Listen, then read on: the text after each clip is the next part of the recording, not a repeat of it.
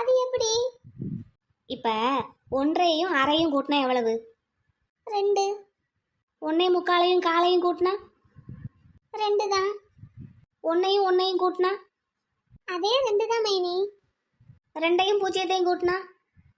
அதை கூட்டினாலும் 2 தான் மைனி வரும். அவ்வளவுதான்டா வாழ்க்கை.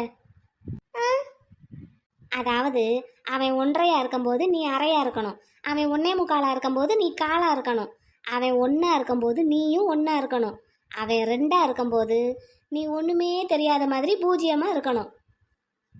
எப்படி கூட்டினாலும் 2 தானே? ஆமா, அப்ப நம்ம தான் எப்பனாலும் இறங்கி போகணுமா? அதுதான் கிடையாது. அவங்களும் ஒரு நேரம் பூஜ்ஜியமாக தான் இருப்பாங்க. அப்போ நம்ம ரெண்டா மாதிரி ஒரே அடியை அடித்து தூக்கிடணும்.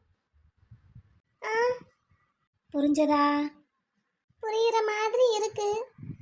அதாவது ஆம்பளைங்க எப்பவுமே எல்லாரும் நிறைஞ்ச குணத்தோட